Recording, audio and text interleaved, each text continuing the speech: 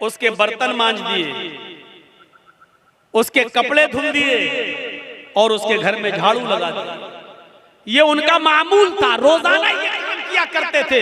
एक दिन तहज्जुद की नमाज पढ़ के फजर की नमाज से पहले पहुंचे, घर में जब घुसे तो क्या देखते हैं, बर्तन साफ हैं।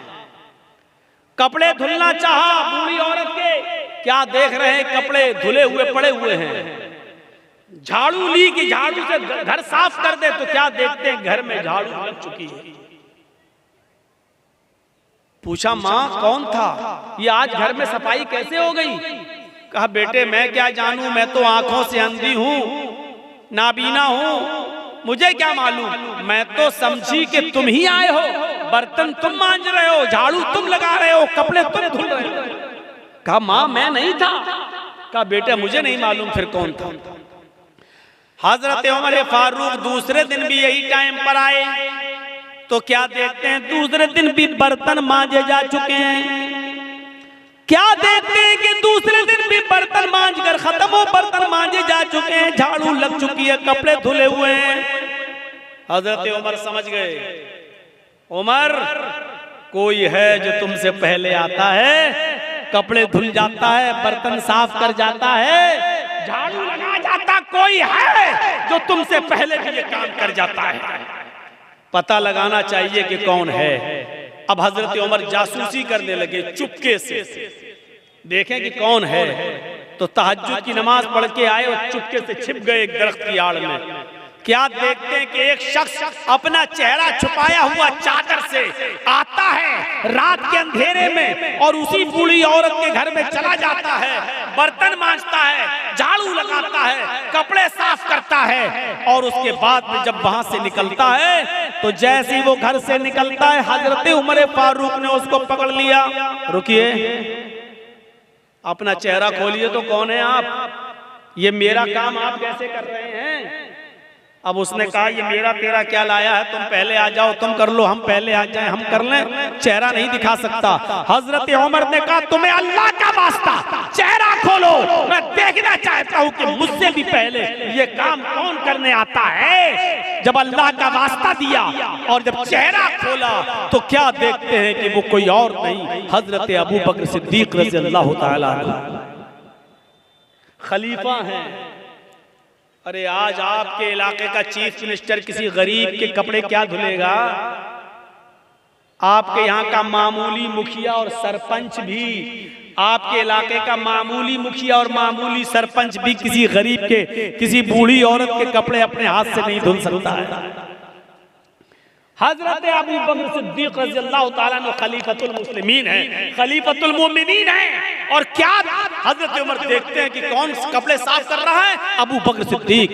कौन है अबू बकर सिद्दीक जो बर्तन मांज रहे हैं? कौन है जो घर में झाड़ू लगा रहा है? अबू बकर सिद्दीक। मेरे प्यारे साथियों, मैं बताना यही चाहता था कि किसी भी नेकी को हकीर मत समझो। छोटी से छोटी नेकी, ये झाड़ू लगाना मेरे भाइयों एक मामूली नेकी है, लेकिन हजरत अबू बकर सिद्दीक झाड़ू लगा रहे हैं। बर्तन मांज देना कोई बहुत बड़ा काम नहीं है। अगर किसी आदमी को अपनी इंसल्ट का ख्याल हो तो भले ही ना मांजे, वरना बर्तन मांजना कोई बहुत बड़ा काम नहीं है। बर्तन मांज देना, कपड़े धुल देना, झाड़ू लगा देना, ये कोई बहुत बड़ा काम नहीं है। लेकिन हजरत अबू बकर इन कामों को भी हकीर नहीं समझा करते थे। हजरत उमर इन कामों को भी हकीर नहीं समझा करते थे। इसलिए फरमाया, कोई भी छोटा सी छोटी नेकी को भी हकीर मत समझो। खजूर ना हो, खजूर का टुकड़ा ही सबका खैरात करो। मेरे प्यारे साथियों, इन चीजों को अपने जहन में रखिए, इन चीजों को अपने जहन में रखिए। मुसलमान वो होता है जो छोटी से छोटी नेकी को भी मामूली नहीं समझता है, और मुसलमान मोमिन वो होता है जो छोटे से छोटा गुनाह को भी पहाड़ समझता है। एक चीज याद रखिएगा, मुसलमान कौन होता है? जो छोटी से छोटी नेकी को भी हकीर ना समझे। मुसलमान कौन होता है? जो छोटे से छोटे गुनाह को पहाड़ के बराबर समझे, बहुत बड़ा समझे। और मुनाफिक कौन होता है? जो बड़े से बड़े गुनाह को भी मामूली समझे। मुनाफिक कौन होता है? जो बड़े से बड़े गुनाह को भी ये समझे कि नाक पर मक्खी बैठी थी, ऐसे उड़ाया और उड़ गई। यानी बड़े से बड़े गुनाह को भी वो समझता है जैसे नाक पर बैठी हुई मक्खी को उड़ा दिया। ये मुनाफिक होता है, मुनाफिक। अंदाजा लगा रहे हैं आप? मुसलमान कभी छोटी से छोटी नेकी को भी हकीर नहीं समझता और कोई छोटे से छोटे गुनाह को भी मामूली नहीं समझता, बल्कि बहुत बड़ा गुनाह समझता है। सहाबा किराम फरमाते हैं, आए लोगों, जिन गुनाहों को तुम मामूली समझकर कर जाते हो, हम अल्लाह के नबी के जमाने में, हम रसूलुल्लाह सल्लल्लाहु अलैहि वसल्लम के जमाने में, हम छोटे से छोटे और मामूली से मामूली गुनाह को भी पहाड़ के बराबर समझा करते थे, पहाड़ के बराबर जाना करते थे। हम नबी अकरम सल्लल्लाहु अलैहि वसल्लम के जमाने में मामूली से मामूली गुनाह को भी पहाड़ के बराबर समझा करते थे। और मुसलमान की पहचान ये है कि उसके सामने एक रास्ता मुसीबत का हो और दूसरा रास्ता मासियत, गुनाह और नाफरमानी का हो। एक रास्ता तो हो मुसीबत का, परेशानी का, और दूसरा रास्ता हो गुनाह का। तो मुसलमान वो होता है जो मुसीबत के रास्ते को इख्तियार कर लेता है, लेकिन गुनाह के रास्ते को इख्तियार नहीं करता। अब मैं मिसाल दूंगा, जरा सुनिएगा मेरे प्यारे साथियों। मुसलमान वो होता है जिसके सामने अगर दो रास्ते आ जाएं, एक तरफ परेशानी का रास्ता, मुसीबत का रास्ता, और दूसरी तरफ गुनाह का रास्ता। कोई काम करने में परेशानी है और उस काम को न करने में ऐशो आराम है, ऐशो आराम है, लेकिन गुनाह है। तो मुसलमान वो होता है जो परेशानी और मुसीबत का रास्ता इख्तियार करता है। हजरत यूसुफ अलैहिस्सलातु वस्सलाम को देखिए, छोटे हैं, बच्चे हैं, और उनके भाइयों ने बरगला लिया अपने माँ बाप को, अपने बाप याकूब अलैहिस्सलाम को बहका दिया। है हमारे अब्बू, हम यूसुफ को अपने साथ ले जाते हैं जंगल में, हमारे साथ खाएगा, पिएगा, खेलेगा, दौड़ेगा। आप यूसुफ को अपने पास रखते हैं हर वक्त, हमारे साथ भी तो उसको मार भेजिए, जरा सैरो तफरी करे, चले फिरे, घूमे, टहल कर देखे। और बाप ने बहुत मना किया, लेकिन बेटों ने मना लिया और बाप ने हजरत यूसुफ अलैहिस्सलातु वस्सलाम को भाइयों के साथ, बेटों के दूसरे बेटों के साथ भेज दिया कि जाओ, ले जाओ, लेकिन याद रखना, ख्याल रखना, यूसुफ का छोटा बच्चा है, देखो। और जब ये लोग जंगल के अंदर पहुंच जाते हैं तो अब सलाह मशवरा करते हैं कि यूसुफ को क्या करें। फिर एक आदमी फैसला करते हैं कि मारना ठीक नहीं है, कत्ल करना ठीक नहीं है, यूसुफ को हम एक वीरान कुएं में डाल देते हैं, यूसुफ को हम एक अंधे कुएं में फेंक देते हैं। कोई आएगा और उठाकर यूसुफ अलैहिस्सलाम यूसुफ को ले जाएगा, फिर वो अपने यहाँ पालेगा, पोसेगा, बड़ा करेगा। हमें क्या मतलब, हमसे तो एक मुसीबत टल जाएगी। हमारे वालिदैन, हमारे माँ बाप, हमारे बाप याकूब यूसुफ से मोहब्बत करते हैं और वो जगह हमें अपने दिल में नहीं देते तो जो यूसुफ का मकाम है। फिर उन लोगों ने आज़म मुसम्मम कर लिया और यूसुफ अलैहिस्सलातु वस्सलाम को एक कुएं के अंदर फेंक दिया, कुएं में डाल दिया और रोते हुए अपने घर आते हैं। एक यूसुफ अलैहिस्सलाम की कमीज उतार ली, उनका कुर्ता उतार लिया और एक बकरी को ज़िबा करके बकरी का झूठा खून, बकरी का खून उस कमीज में लगा कर ले आए। और जब अपने घर पे आते हैं तो अपने अब्बा से कहते हैं, याकूब अलैहिस्सलाम से कहते हैं, या आबाना, आए हमारे अब्बू जान, इन्ना ज़हबना नस्तबिकु व तरकना यूसुफ इंदा मताइना फ़अकलहु ज़िब। आए अब्बू जान, हम यूसुफ अलैहिस्सलातु वस्सलाम को ले गए और हम खेल कूद में लग गए, नस्तबिकु, हम खेल कूद में लग गए, हम दौड़ भाग में लग गए। वतरकना यूसुफ इंदा मताइना, और यूसुफ को अपने सामान के पास छोड़ दिया कि तुम इसकी देख रेख करना।